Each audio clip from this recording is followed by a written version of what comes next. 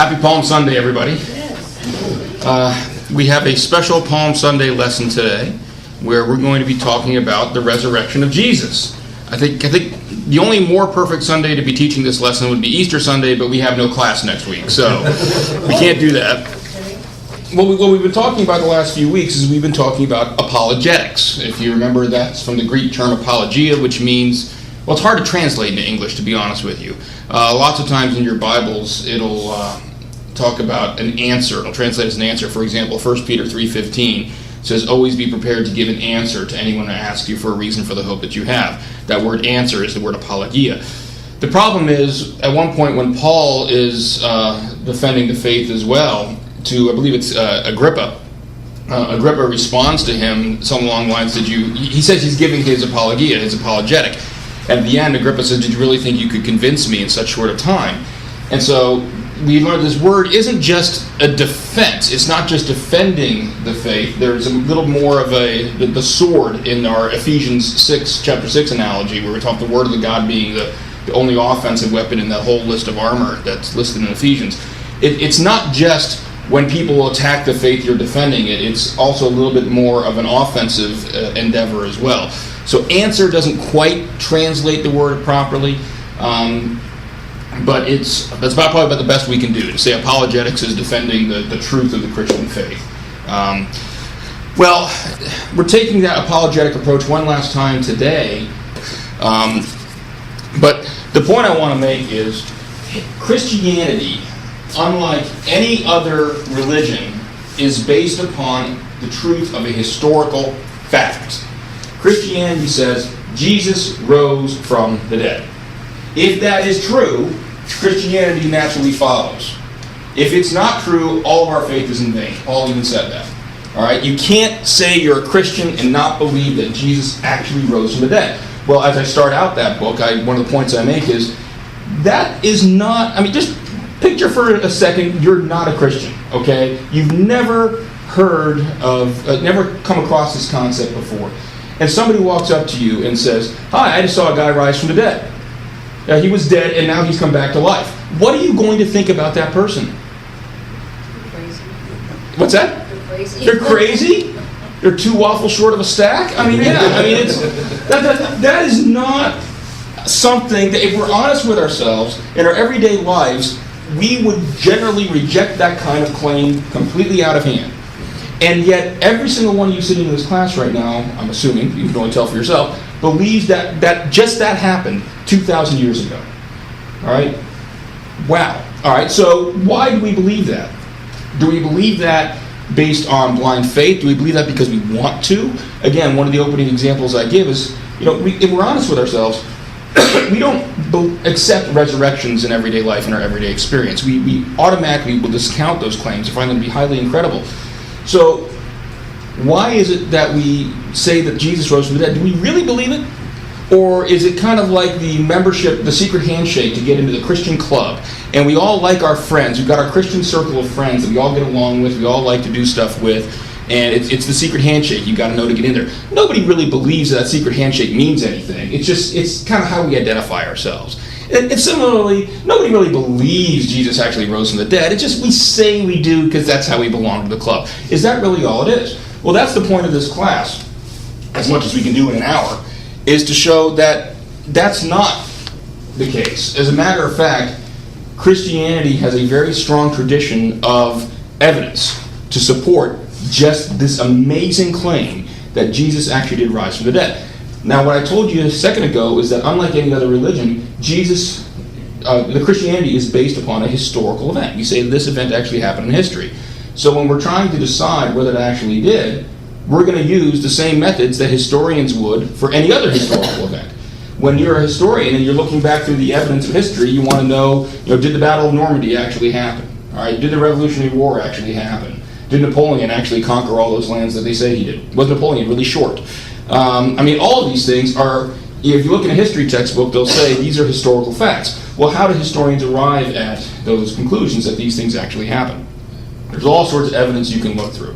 There's what we'll be talking about largely today, is documentary evidence, and that is looking at ancient documents and seeing what they say. And there are certain tests that historians will apply to those ancient documents, which we'll talk about in just a second, to determine what within those documents is credible and what isn't. And keep in mind, you don't need to have an entire document be 100% true in order to figure out what parts of it are likely true and what parts are likely embellished. And the reason that's important is because the Gospels, Paul's letters, all the New Testament documents are just that. They're historical documents. And for the purposes of our historical analysis that we're going to launch into here in a second, they don't need to be divinely inspired. All right? This is a presentation you can make even for somebody who does not believe the Bible is the Word of God. That is not necessary. The Bible does not even need to be, the books of the Bible don't need to be 100% true. So if somebody comes up to you and says, I can't believe Christianity because I think there's contradictions in the Bible, you can say, okay, let's set that to the side for the moment, and let's assume that's true, and let's apply these tests that historians apply. None of this depends upon any of that. All right. Now, a lot of apologists will take that approach. They will first try to establish that the Bible is the Word of God, and then show that the Bible teaches that Jesus rose from the dead. Logically, that's fine, but in my experience, when you're meeting skeptics in a skeptical world, you're better off meeting them on their terms, and they will resist with every fiber of their being admitting that that Bible is the Word of God. To points of utter irrationality, they will not admit that that book is divinely inspired. So you're never going to get past the first step, let alone the second step that Jesus actually rose from the dead. The beauty of taking this historical approach is the Bible doesn't have to be the Word of God in order for this argument to work. All it has to be is other ancient documents, just like any other ancient document that we're going to look at. All right. What I want to look at, we're going to step in the shoes of historians. We're going to be the other type of evidence I mentioned, there's different types of historical evidence you look at. Archaeology gives you a classic example as well. For example, you want to know if Pontius Pilate really existed or not. Well, for the longest time, a lot of people didn't think he did. And then we find this cornerstone of an amphitheater in, I believe it was Caesarea Philippi. I'm not sure of the actual city where it was found. That actually has Pontius Pilate's name on it and mentions that he was the prefect in Judea. And so, lo and behold, we have archaeological evidence that, yes, this man really did exist. And there's documentary evidence of him as well, which we'll probably talk about if we have a chance today. So what I want to do is, first of all, take out your little handouts there, and you'll see at the very top we have tests of historiography. Historiography is your big word of the day, okay? And that is basically the study of history. All right, that's the methods that historians use to figure out whether something is reliable or not. And I've got 5 tests there, and there could be more, but these are the 5 primary ones that we're going to be talking about today. When we're looking at an ancient document, all right, how do we assume that what it says is true? What indicia of reliability can we find in individual facts within that document? The first thing we talked about is a fact that is attested by multiple independent sources has more indicia of reliability than one that appears only in one historical record. In other words, if you look through all the ancient documents and try to figure out if an event actually occurred or a person actually existed, and you can only find one reference to that event or that person, you're not going to be as likely to believe it as if you have multiple independent sources all saying the same thing. And it's multiple independent sources. I'll give you a classic example. This causes problems for some of the Christian claims, all right? A lot of historians believe that Matthew and Luke relied upon Mark, that Mark was the first gospel written, and then Matthew and Luke actually took a lot of things from Mark. They had Mark sitting in front of them and were copying a whole bunch of things from Mark, all right? However, John, this is why we have the 3 first Gospels are called the synoptic Gospels, because they all kind of provide a synopsis of Jesus' life, a chronological synopsis. Whereas if you look at John is very theologically oriented. He doesn't care so much about the order things actually happen as much as he's teaching theological lessons. And he pulls examples out of Jesus' life to teach this theological lesson, then examples to teach that theological lesson, then that theological lesson. John is an independent source. John did not rely upon any of the other 3 prior Gospels in writing his. All right, so that's an example of what, if you have something that's both in Matthew and Mark, that may be multiple attestation. In other words, there may be multiple sources that say the same thing, but they're not independent. Because it doesn't matter if all I'm doing is copying from Mark, really, I've still only got one source. All right. The second fact that historians use is that a fact that is attested to by an enemy who has no motive to lie on behalf of his opponent is more likely to be true. This, and is very similar to something we have in the court system today. One of the exceptions to the hearsay rule. The hearsay rule basically says, I can't testify to what somebody else told me. I can only testify to what I saw or what I heard. All right? But one of the exceptions to that is a statement against interest. In other words, if I heard somebody admitting something that was against their interest, then generally speaking, we consider that to be more reliable, because people aren't in the habit of admitting things that make them look bad. All right? Admitting things that are against their interest. Well, the same thing is similar here. If an enemy of Christianity is admitting something, like the tomb was empty, for example, we'll get to some of that in a little bit, all right, then that provides more reliability to the fact that, yeah, that fact probably is true, because we would expect if that person was going to make something up, they'd make up the exact opposite. They'd say there was a body in the tomb, but they don't. If they admit the tomb was empty, for example, then that gives you another indicia of reliability, another piece of evidence that this fact might be true. No one of these factors is necessarily going to prove anything's 100% historical, okay? This is just, we're talking degrees of probability. What makes something more likely to be true? The third one, people generally do not like to admit embarrassing facts unless they were true. We hardly have a motive to make up untrue, embarrassing facts about ourselves. So this is very similar to the last one, but instead of an enemy admitting something is true, this is the person, the Christian, so to speak, in our example, admitting something that doesn't make them look particularly good. Like, who were the first witnesses to find the empty tomb? Women. All right, we'll talk about that if we have time today. That is actually a very embarrassing fact for Christians to admit. If they were going to make up the fact that the tomb was empty, they would not have women be the first people to find it. All right, not in a million years. Fourth fact, or fourth criteria. Testimony from an eyewitness is generally more reliable than that from someone who only knows about a fact secondhand. The story can grow taller on down the line. You don't want this person who's telling this person who's telling this person who's telling this person. You want to get an eyewitness if you can, which is why Gospels, for example, are very, very important, especially the Gospels of Matthew and John, because those were actually eyewitnesses to Jesus. They were his disciples. The fifth and last criteria I have on there is the closer in time a declaration is to the actual event, the less time for legend to grow and the more likely a story is to be true. And that just means if you've got two documents, one of which was 5 years after an event, one of which was 500 years after the event, odds are the one that was 5 years after the event is more likely to be true than the one that's 500 years after the event, because so much time has elapsed in between. And keep in mind, when you're talking about these historical documents, you don't have computers that can save things on disks for all time to be accurate. Okay, it doesn't work that way. Doesn't mean that everything is necessarily, that the thing that's 500 years later can't be true. It's just that if we have a conflict, we're more likely to believe the one that's closer in time. And understand, when you're talking about history, all right, generally speaking, even the 5-year example I gave you would be absolutely unheard of. All right, you don't generally find historical documents that are that close in time. I mean, something that's 50 or even 100 years away from an event, in historical terms, is considered extremely close, all right, to the actual event, because most of the time when we have these records, they're far removed from that. All right, any questions about that? You are now expert historians. Everybody ready to go out and look at some documents and figure out what historically happened? All right. That just gives you a general idea. At the bottom of the page, you have what I call the foundational facts. We're trying to figure out if the resurrection of Jesus happened in history. Now, I could apply those 5 criteria to the event of the resurrection itself, because we have documents that say Jesus rose from the dead. I saw him. We have eyewitnesses to it. All right. We have documents that are close in time to it. All right. We have a lot of these tests I can meet based upon the resurrection itself, and say, well, that's a fact. The resurrection is a fact. We apply the test of history. It meets the test of history. However, again, you're not going to get anywhere with a skeptic with that. And the reason being is, if you were to look at the majority of historians who study this era, most of them are not going to accept the resurrection as historical fact.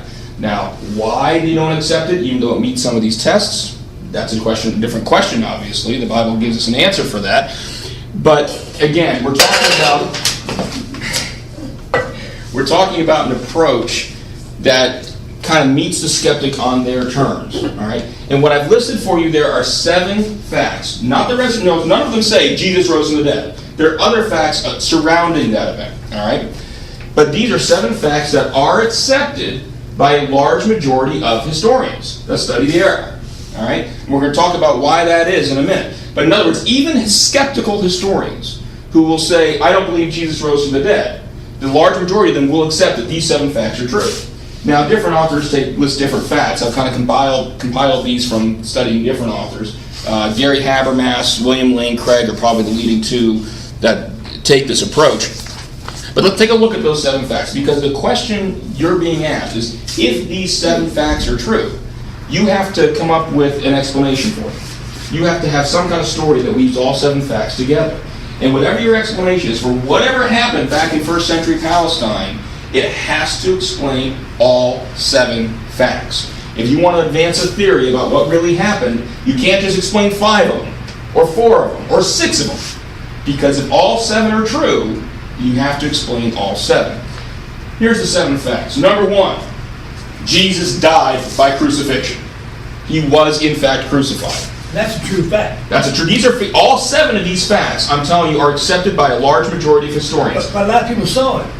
Well, yes, but again, these historians discredit, they don't believe people when they say necessarily Jesus really rose from the dead. But let's look at the 7 facts to see what they do believe, what they do accept as being true. The second fact that a large majority of historians accept as being true, Jesus was buried in the tomb of Joseph of Arimathea. We're going to talk about the significance of each of these facts in a moment. Number 3, Jesus' tomb was empty. Number 4, Jesus' disciples actually believed that he rose from the dead and appeared to them.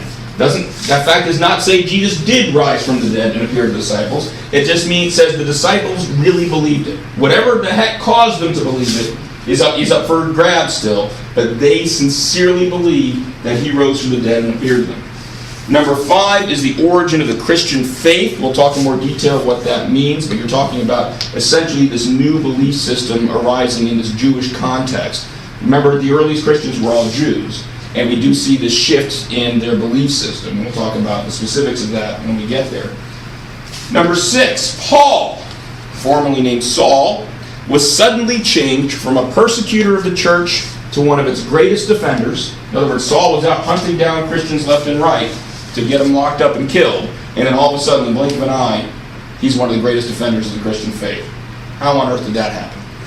And number 7, Jesus' half-brother James, who it's very similar to Paul, James, who was once a skeptic, also became suddenly changed and became a leader of the Christian church. For those of you that don't know, James was kind of a leader of the church of Jerusalem, the Jerusalem church, one of the biggest names there. All right, so we have these 7 facts that are accepted by the vast majority of historians, and what we'll do for the rest of the day is we're going to talk about them as much as we can. I'm going to try to show you why historians accept these facts as being true. But let me ask you something.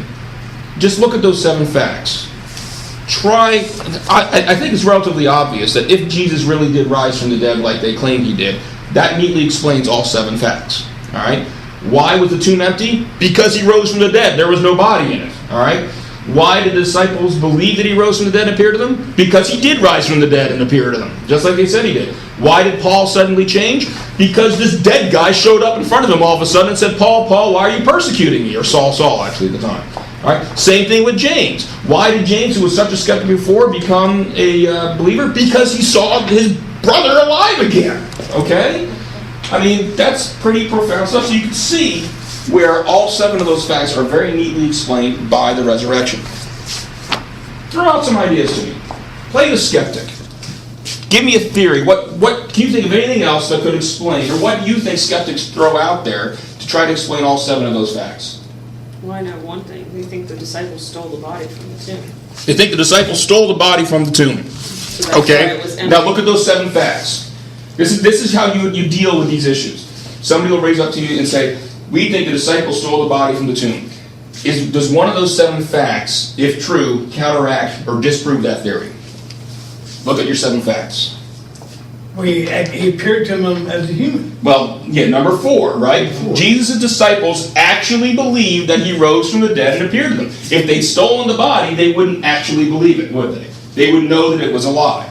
That's the simple methodology to how you approach a lot of the objections to these things. It's like, okay, if the disciples stole the body, that may explain that Jesus died by crucifixion. He may have been buried in the tomb of Joseph and Arimathea. That explains why the tomb was empty. You get to number 4, that doesn't explain why the disciples would actually believe that Jesus rose from the dead. All right? So that's how you deal with a lot of these issues. You first need to establish that all these 7 facts are accepted by the large majority of historians, because as we'll see in the time we have remaining, Well, let me ask you there's evidence for them. Yeah. There's a lot of skeptics about, why the tomb was empty. But, do people don't believe it a lot because it wasn't an eyewitness? Well, there were eyewitnesses to the tomb. I mean, to see him, the rock moved and him rise up. Oh, you mean nobody actually saw him come out? Right. Well, I think that might be an excuse a lot of people use, but that's why. But they still need to explain. Okay, then how did the tomb get empty? If Jesus wasn't risen from the dead, how did the tomb become empty? And that's why they come up with theories like Mary Kay was saying, where they'll say, well, the disciples stole the body. Well, but that doesn't explain what happens later and how we can know that the disciples actually sincerely believed that he rose from the dead. And we'll talk about why historians accept that as fact in a minute. But if they stole the body, they wouldn't think that that Jesus actually rose from the dead. So again, how did the tomb get empty? Wait, have you watched the Da Vinci Code? Oh yeah. Oh, yeah. I've watched all sorts of the Da Vinci Code book, Yeah. there's a lot of explanations about that, why it was empty at that time too, but angels coming down, and moving, that's what you got to answer too. Well, and that's why we take this approach, all right? When you're talking to a skeptical world, you're talking to people who don't believe in angels, all right? Who don't believe in God, who don't believe in any of this stuff. So I am not, when I'm making this argument, I don't even care. I don't care if you think angels came and moved the stone. I don't care about how any of that happened. All I care about is explain to me these 7 facts. You, Mr. Naturalist, who thinks there's no such thing as the supernatural at all, fine. Give me a natural explanation for these 7 facts. And if you can't do it, I've got an explanation that fits all 7 facts. Well, in the first place, if everyone would believe that Jesus was God, and God created man, he can move a rock himself. Yes. Yeah, exactly. And that's what we come to. That's where we start. I love the fact that you can't understand why people don't believe this. You just don't understand. I don't understand why they don't believe it. Yeah. Well, because a lot of people. I had a hard time believing that Jesus was God himself. Mm-hmm. He was here before. I was born. That's my. Right. But if Jesus was. If you believe it, you have a hard time understanding it. Yeah, right. If Jesus There's is a God, does he have any problem rising from the dead? No. Does he have any problem moving a big giant stone out of the way? No. And that's the point. This all makes perfect sense if you can accept that God exists and Jesus. But is everybody God. don't believe that.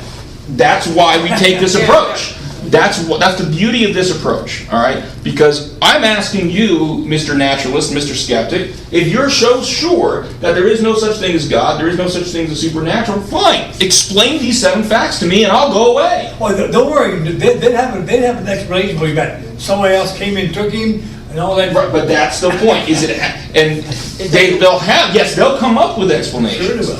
But they'll have to explain all 7 facts. And what you see lots of times, frankly, from the lay skeptic nowadays, because they know they can't explain all these facts. All right, there is no natural explanation for all 7 of these facts. What they'll do is they'll start attacking the facts themselves. All right, that also is a futile effort. There's a reason why a large majority of historians accept these facts as true. And we got about half an hour left, and there's no way we're going to get through all the information and all 7 facts. But I want to kind of highlight some of the historical evidence for these facts so you get an idea about why historians believe them to be true. Okay? The first fact we talked about, Jesus died by crucifixion. All right? Obviously, again, applying the test that we have, the test for historiography here, obviously we have multiple attestation of that because we have all 4 Gospels that say it happened. Also, remember what I told you before, you actually have multiple independent attestation of that based on the Gospels alone, because while Matthew, Mark, and Luke may all be based on each other, John is not. All right? So between Mark and John, you have two independent sources, both saying Jesus was crucified. All right? You also have the letters of Paul that say. You also have the letters of Paul. There's another independent source. All right? And the letters of Paul that Paul wrote were actually before. Those are earlier than the Gospels. All right? So Paul saying Jesus was crucified is another independent source establishing that historical fact. It's not just the Christians, though. See, a lot of skeptics will look at that and they'll just throw those tests of history out the window. And they'll say, well, those are all Christian sources, so they all have an interest in, lying, basically making this stuff up. Sure, because anybody know what was happening to Christians in the first century? They're all being persecuted. They were being persecuted. They were being killed. They were being martyred. That continued into the second century as well. Paul did. Paul, yeah, right. And so the point is, yeah, okay, so these Christians have a motive to lie because they like being stoned? No. I'm sure Peter asked, excuse me, will you please crucify me upside down? I would love that experience. Okay? That gets into one of the tests we're going to come up later on. We're going to talk about that in more detail. But again, I'm just telling you that's something you're going to come across, and that's going to be a brick wall.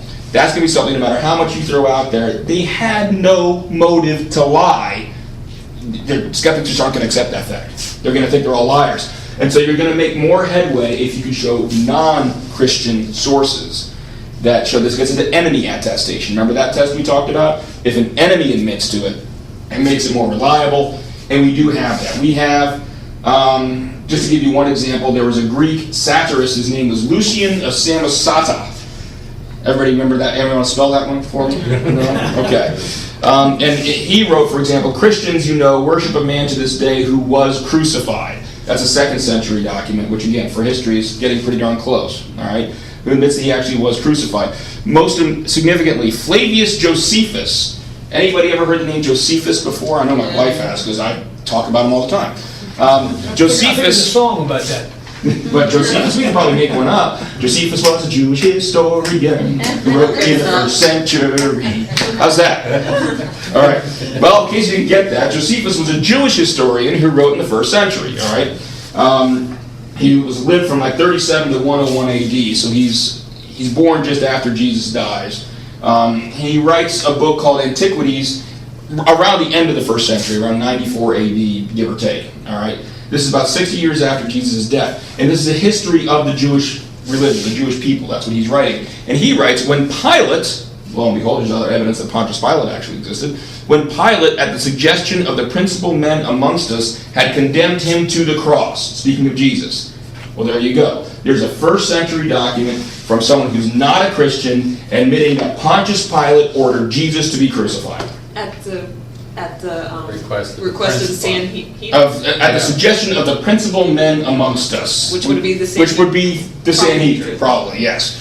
Because keep in mind, us, he is a Jew. So when he says us, he's talking about the Jewish people. Okay? I'm sorry, I was just thinking about that history channel thing, Who Framed Jesus or whatever Yeah. it was. They're not going to mention that too. They didn't Josephus, mention that, did if you really get into historical apologetics, Josephus is one of your best friends. Okay? There's a lot of good stuff in Josephus. Some of which, unfortunately, I will tell you, was probably altered by later Christians when Christians took power and got to control these documents. But that's not something we'll talk about today. All right. So fact one, just to give you an idea, that's why. Because we have multiple attestation, we have enemy attestation, plenty of documents to establish that Jesus was in fact crucified. All right? That's a big issue for Islam today. Islam denies that Jesus was crucified. Okay?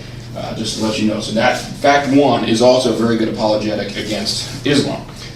Fact number two, Jesus was buried in the tomb of Joseph of Arimathea. Why on earth am I even including this fact? Anybody have any idea why that's significant?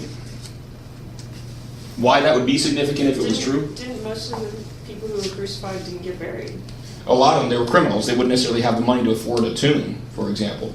Or they would just get thrown in. If they were in a tomb, it would be in some lowly... But it proves that his body went in the tomb. It proves his body went into the tomb. Because that could be another thing, is that they say he never was in the tomb to begin with. So. Funeral place? It's privately owned by Joseph of Arimathea, yes. Which means they knew where the body was. Okay? The place of Jesus' burial was known. Which gets into the next fact about the empty tomb. If the tomb wasn't empty, they know where to look to pull out the body and say, look, here's the corpse. So that's why this is an important fact. Now, Joseph of Arimathea. Anybody know anything about Joseph of Arimathea? Joseph of Arimathea. He was a part of the Sanhedrin. He was a part of the Sanhedrin.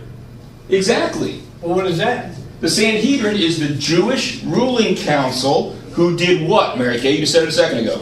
They brought him to Pontius Pilate. They're the ones that asked for him to be crucified. Do you think in the early Jewish religion, or the early Christian religion, that blames the Sanhedrin for the death of their Lord? All right? How do you think it would make them feel to say, oh, and one of those guys in the Sanhedrin actually did the right thing. He did right by Jesus and gave him his tomb and let him be buried in it. Do you think that really was something they just really were proud of and liked saying? Look at your test for historiography. What stands out? Admitting an embarrassing fact. Admitting an embarrassing fact, yeah. This is not the type of thing that the early Christian church would be likely to make up. All right? Because they after blaming the Sanhedrin, and you see, one of the most shameful things about Christian history is the relationship that Christianity takes on with Judaism. And of course, once Christianity takes power, the abuse that is heaped upon Jews. And I mean, physical death, convert or die kind of abuse, all right? Which stems out, I think, of a misunderstanding of the original Gospels and the original blame that was cast upon the Sanhedrin for doing this. But clearly, this is not a fact that Christians are going to want to admit. Because it's an embarrassing fact to admit that the same body, a member of this body that condemned Jesus to the cross, actually ended up doing the right thing by him. You know? We also, again, have multiple independent attestation, because, again, this is both in Mark. Actually, it's in both Mark and John. Okay? So, again, remember, anytime you have anything that's either in Matthew, Mark, or Luke, and also in John, those are like two categories where you have independent sources. All right? So, again, we have independent sources. All right. I'm going to move on to fact 3 because this is probably one of the big ones. All right? Fact 3, Jesus' tomb was empty. I think we can all see why this is a pretty big deal. All right? If Jesus' tomb was empty. So why am I saying that a large majority of historians accept as historical the fact that for whatever reason it was, that tomb was empty? And 3 or 4 people saw it. Yeah, but who saw it? Mary and what? Women. Women. All right, let's take a look at a couple things. Take a look at Matthew chapter 28.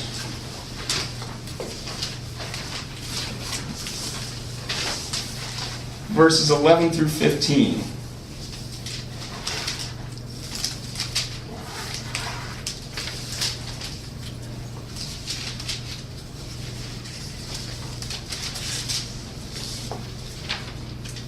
The first thing, we'll get into more detail in this passage in a minute, but what's the first thing it says at the very beginning? While the women were on their way. While the women were on their way, all right? And you look back, that's because, like you said, the first ones to discover the empty tomb were women, all right? I want to read you a couple things, if I can find where I have in my notes here. Wasn't that what they usually did to women? Were the ones that were supposed to go to They said they were going to, what, to reanoint him again? Yeah, they usually went and tended to the body because they couldn't do it because the burial.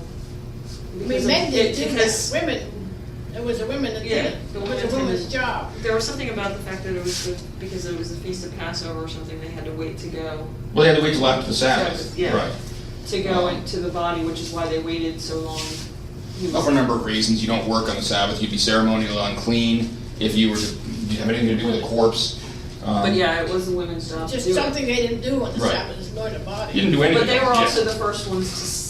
But the issue is, if the Christian church was making this up, that's what skeptics want you to believe, this is all made up, the tomb wasn't really empty, all right?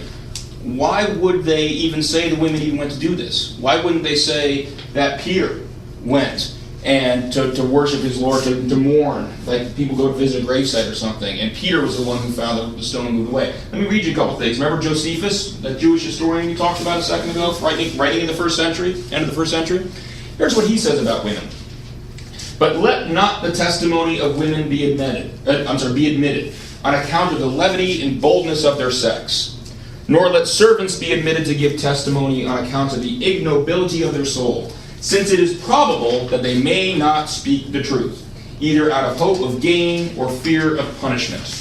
Does that sound like women's testimony was highly accepted in the first century?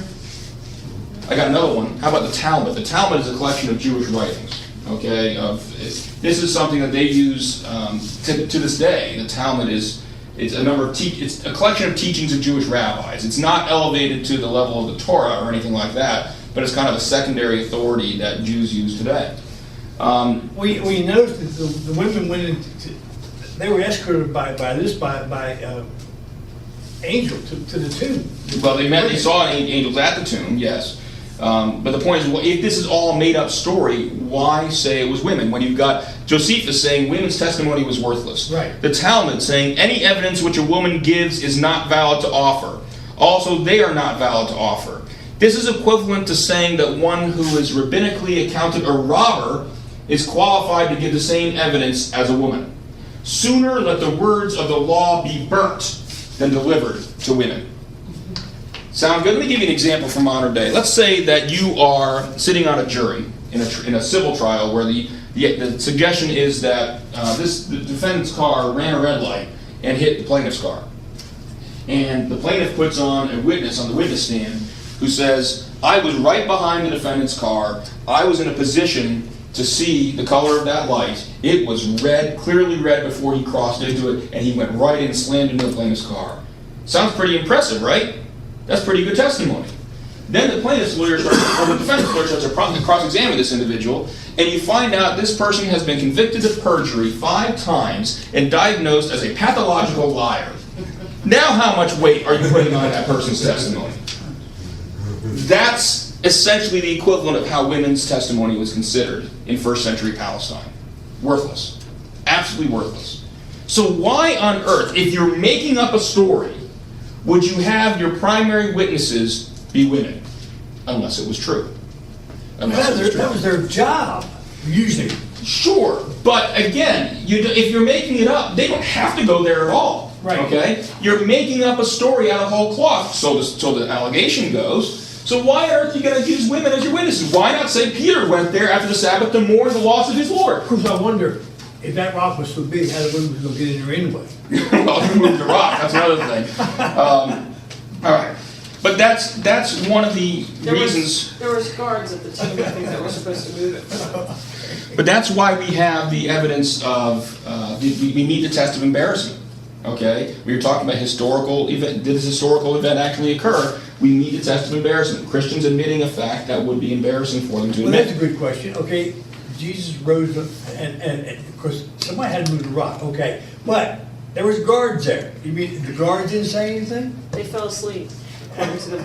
Let's look at that. Let's look at that. All right, I want to look at that passage next, and then we'll move on to the next fact because there's just not time to go through nearly all the information I have on this stuff. But I'm just giving you a taste for it. Look at Matthew 28, verses 11 through 15 that I just referred you to. Can somebody read those to us? While they were going, some of the guard went into the city and told the chief priests all that had happened. They assembled with the elders and took counsel. And they gave them a large sum of money to the soldiers, telling them, "You are to say his disciples came by night and stole him while we were asleep. And if this gets to the ears of the governor, we will satisfy him and keep you out of trouble." The soldiers took the money and did as they were instructed, and this story has circulated among the Jews to the present day. All right, so according to Matthew, the very first response to the Christian claim that Jesus rose from the dead was that the disciples stole the body. All right, so if Matthew is telling us the truth, then we have a clear admission by Christian enemies that the tomb was empty. All right, if this fact is true, if Matthew's telling us the truth, then we have the historical test of enemy attestation, right? Because we have the enemy, the Jews, saying, and please don't take it to believe I'm saying Jews are your enemy today. That's not what I meant. But they were opposed to Christianity at the time, all right, saying that admitting the tomb was empty. They had to come up with an explanation for it. Yeah, now, a lot of people. This account indicates that the dispute between Christians and Jews about the empty tomb was not whether the tomb was empty, but why.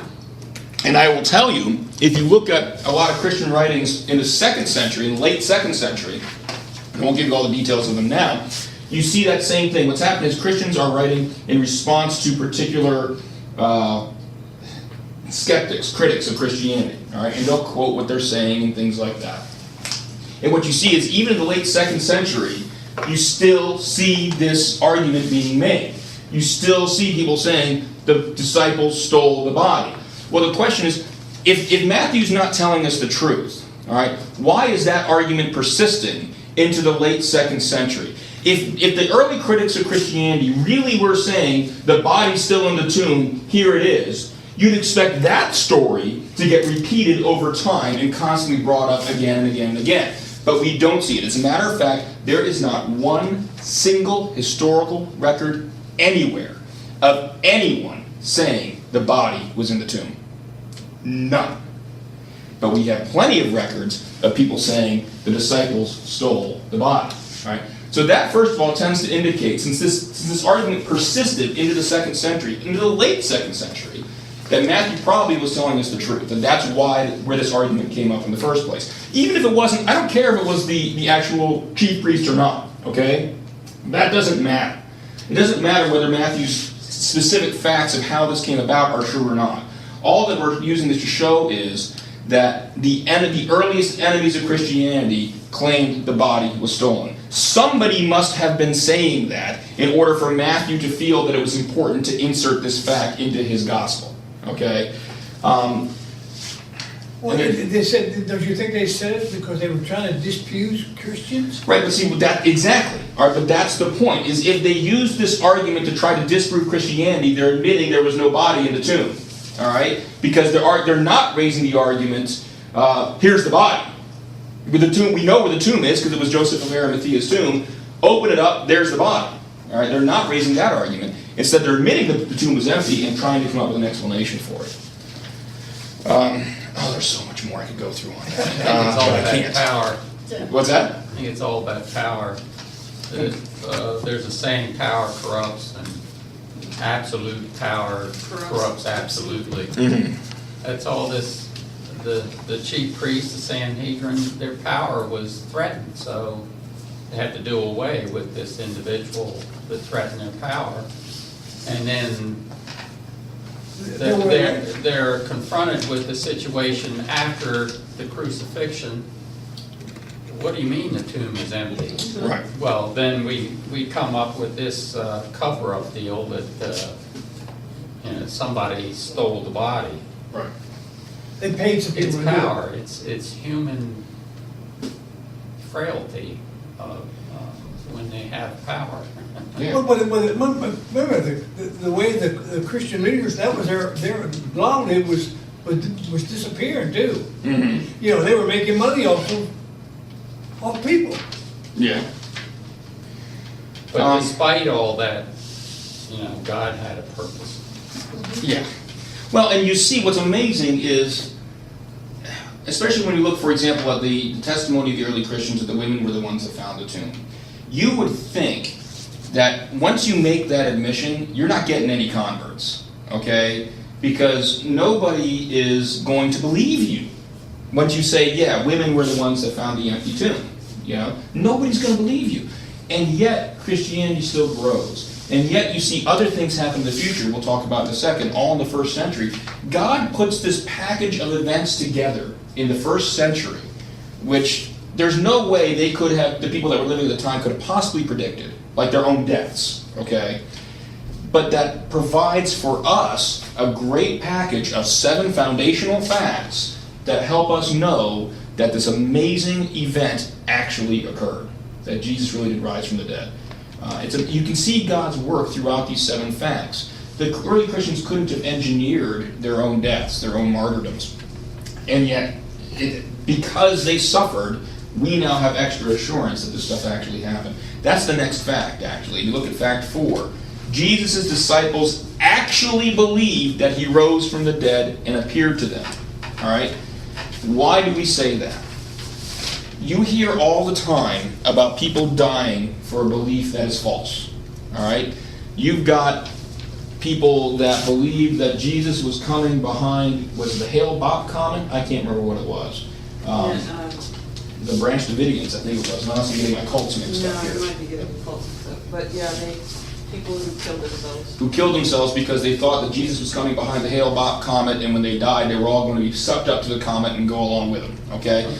You have all sorts of people that die for a belief that is in fact false. But these are people who suffer from some kind of mental illness, or who have been brainwashed, who have been told to believe something, and for one reason or another have decided to accept it.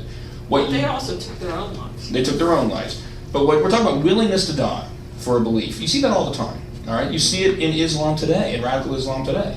People that are willing to die. Look at some painful experience. Look at September 11th. People who were willing to die because they thought they were going to be rewarded with however many virgins they believe they get in the next life. I mean, that's a radical Islamic belief, all right? It's a false belief, but they still were willing to die for it. But what we don't see in history is people, a large group of people who are willing to die for something they know to be false. Not that they believe to be true, but that they made up and therefore know to be false. If the disciples stole the body, if the disciples didn't really believe Jesus rose from the dead, why were they all willing to suffer incredible torments, persecution, and eventually death, all but one of them, okay? As a result, rather than recant that belief. Now, I've had a number of discussions with atheists about this one, that they don't accept this as being true. I will tell you for starters, all right? Christian tradition holds that 11 out of the 12 disciples were martyred, were killed because of their faith, all right? The only exception is, anybody know? John. Well, Judas did not die for his faith, but he was replaced by Matthias, and if you look at the beginning of the book of Acts, and Matthias was, okay, martyred. So, really, you're looking at John being the only one who went, he was actually supposedly, according to tradition, he was boiled, but he was rescued. He didn't die when he was boiled alive, and he was banished or exiled to the island of Patmos, where he wrote His gospel. Revelation. Not his God, Revelation, right. He wrote the Revelation, right. So John's the only one who supposedly wasn't martyred. Very good Christian history lesson. There you go.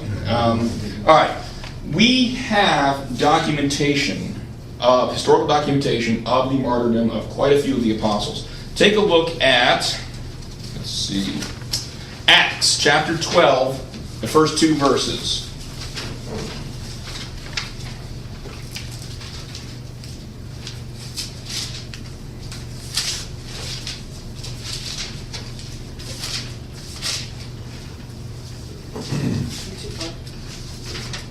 Acts chapter 12, verses 1 and 2. Someone want to read those for us? It was about this time that King Herod arrested some who belonged to the church, intending to persecute them. He had James, the brother of John, put to death with the sword. There's one, okay? The book of Acts. We have historical evidence of that. And again, my argument here does not rely upon any one individual of these pieces of evidence being true. We're looking at a big picture here as far as what was the atmosphere like for first century Christians. I will tell you that Clement of Rome, who was an late first, early second century, I can't remember exactly off the top of my head now, Christian, wrote about the martyrdoms of both Peter and Paul. All right. Now, Paul wasn't, of course, one of the original 12, but we do have Clement of Rome writing about both of their martyrdoms. We just talked about James, the brother of John, about his martyrdom, written in Acts. What about enemy attestation? How about James, the brother of Jesus? We talked about, as far as one of the facts being him being convert and coming to be one of the leaders in the Church of Jerusalem. Again, not one of the original 12. He came to believe, he didn't believe in Jesus when as Messiah when Jesus was alive. It was his brother. Right? It's like imagine your little brother saying, "Hi, I'm the Messiah." "Hi, you're crazy. Here, let me punch you in the face." Okay, it doesn't work that way. But he became a believer after Jesus died and rose again. Here we go. Remember who did I tell you was your best friend if you're into historical apologetics? Josephus. Flavius Josephus, Jewish historian, writes, "Festus was now dead, and Albinus was but upon the road. So he assembled the Sanhedrin of judges," remember this is the Jewish ruling council, "and brought before them the brother of Jesus, who was called Christ, whose name was James, and some others, or some of his companions. And when he had formed an accusation against them as breakers of the law, he delivered them to be stoned." All right. There's other documents that record James's death as well, which get more and more embellished as time goes on, but this is the earliest one we have, that is an enemy of Christianity, again admitting that James was stoned.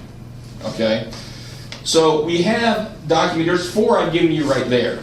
All right? I've given you James the brother of John, James the brother of Jesus, Peter and Paul. There's 4 specific testimonies we have of martyrdom of early Christian leaders, all right, for their beliefs. All 4 of which, by the way, we also have documentation, claim to see the risen Christ.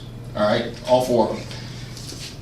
That's also perfectly consistent with what we see as the treatment of early Christians. If you look at Tacitus was a Roman now. He was not a Christian. All right? A Roman historian who lived from 55 AD to 117 AD. All right? So the second half of the 1st century and the beginning of the 2nd century AD. This is a very famous historical event that some of you probably heard about before. The burning of Rome. Anybody ever heard that Rome, under the Emperor Nero, had a huge fire break out? And here's what Tacitus had to say about it. But all human efforts, all the lavish gifts of the emperor, and the propitiations of the gods did not banish the sinister belief that the conflagration was the result of an order. In other words, people were blaming Nero, Emperor Nero, for it, saying he ordered it to happen. Consequently, to get rid of the report, Nero fastened the guilt and inflicted the most exquisite tortures on a class hated for their abominations, called Christians by the populace. Emperor Nero blamed Christians for the fire in Rome and tortured the heck out of them. All right? So what we see is we get a big picture of Christians being persecuted, Christians being tortured, and we have a number of evidence of Christians being killed for their belief. Do we have evidence of every single apostle being martyred, like contemporary early evidence of how they all got killed? No. We have what some later Christian writers said happened to them, but they're a little bit more removed in time. But we do have evidence of a very hostile attitude toward Christians in the 1st century. We do have evidence of a number of them being killed, and I will tell you, when we move into the 2nd century, you have more evidence of Christians continually being killed for their belief. Ignatius, Polycarp, these are all guys that were early 2nd century that also get killed for their faith. All that, at a minimum, you've got to say that those early Christians lived in an atmosphere where they knew that they were taking their lives in their hands by continuing to preach the gospel. That's what Jesus told them when he told the apostles that when they wanted to follow him. Exactly. So he told them flat out. Exactly. So let me ask you this. Why then would they keep doing it if it was all made up? If they made the whole thing up and they never saw Jesus rise from the dead, why would they keep doing it? That's why historians generally accept this foundational fact that for whatever reason it may be, and skeptics will throw out all sorts of psychological theories and things like that, which again, the best way to respond to those is look down your list of 7 facts. Okay? But why? That's why historians accept that as being fact, because why would they continue to take their lives in their hands if they knew it was false? Clearly, they didn't know it was false. They thought what they were preaching was true. All right? In the last couple minutes we've got here, we're not going to get to facts 6 and 7, although I will tell you a lot of that is in your Bible. A lot of the evidence for facts 6 and 7. Paul converted, you've got Paul's own words, okay, telling about what he used to be like. And then we know that Paul was a Christian because we got all sorts of his writings there, okay? In his own hand, we see that he's a leader of the Christian faith. You also do have multiple independent attestation for Paul being a persecutor of the Christian faith before he became a Christian, because it's not just Paul's word for it. Luke says the same thing in the book of Acts. Luke is the author of the book of Acts. He also describes how Paul was torturing and hunting down Christians beforehand, all right? And the same thing with James. You have multiple attestation in the Gospels about the fact that none of Jesus' siblings believed anything about him. They thought he was nuts beforehand. And then again, you have multiple attestation afterwards of James becoming a leader in the church. But I want to focus on fact 5 as we close here, because it's not very long. The origin of the Christian faith. And here's what I want to say. Keep in mind, the early Christians were Jewish. All right? Think about what some of their beliefs were as Jews. All right? They grew up believing the Sabbath had to be observed on the 7th day of the week, which would be our Saturday. Okay? They believed males had to be circumcised. They believed you had to offer regular sacrifices to atone for sins and make guilt offerings and fellowship offerings, all of that. all of those things they thought were ordered from God. You don't do it, you're in a whole heap of trouble. Now, depending what kind of trouble, depending on what sect of Judaism you believed in, you had the Pharisees who believed that you could be putting your resurrection in jeopardy at the end of time, your eternal destiny. The Sadducees did not believe in a resurrection. All right, they did not believe there was any resurrection, so any punishment would come in this life. The classic example of Sadducees, anybody remember the example I've used in this class before? They're the ones who walked up to Jesus and said, suppose you have a woman who marries a guy, he dies, so then his brother marries her, and he dies, and then his brother marries her and he dies, and they go on and on.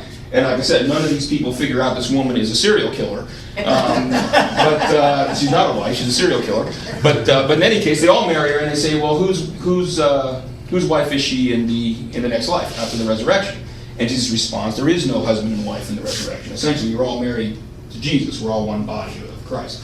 But that was the Sadducees asking the question. The trap they were laying was there could be no next life because you would have this contradiction as far as who she's married to.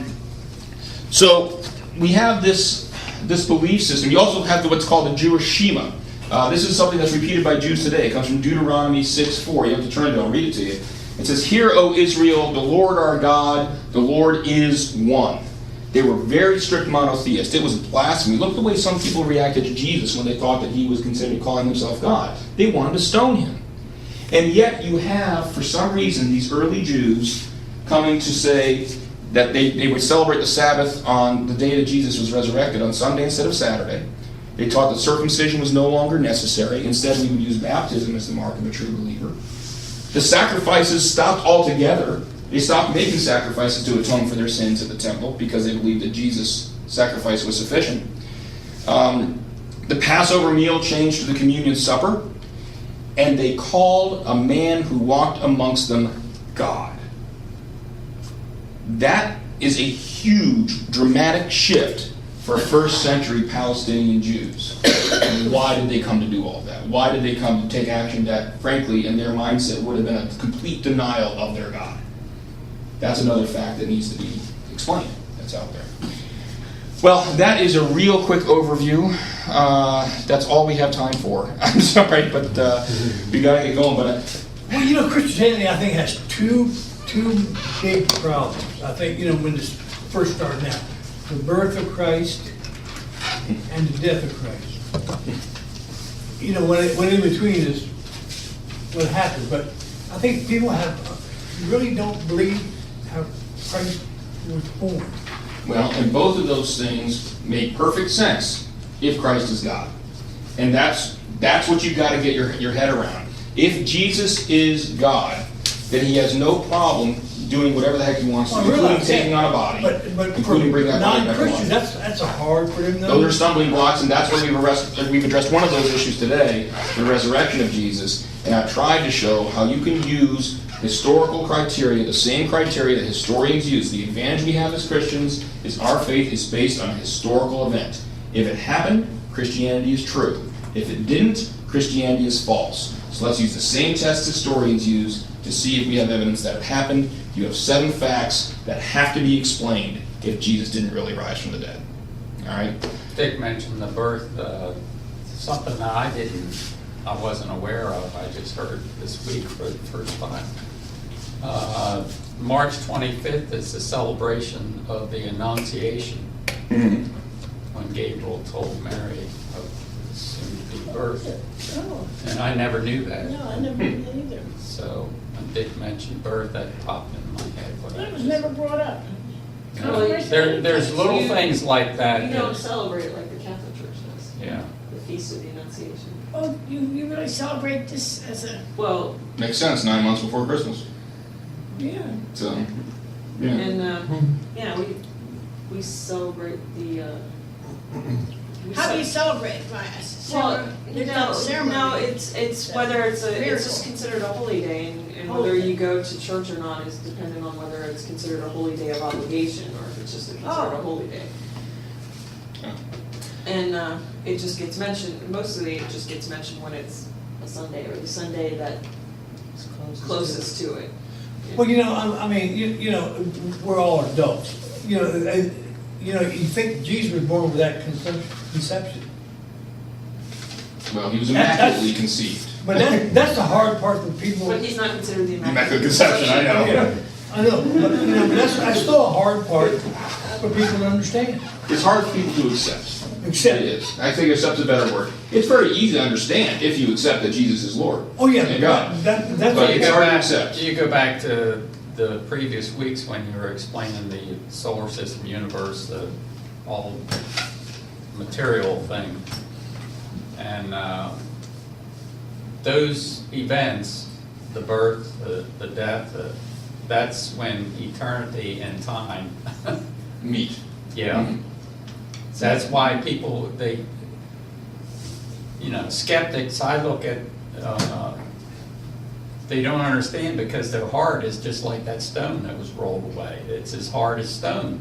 Right. And until the Holy Spirit can break that down and soften the heart, then their mind will be open. As long as their heart is a stone, their mind is blocked Why don't we close for with any spiritual. Why don't we close with a prayer, Phil?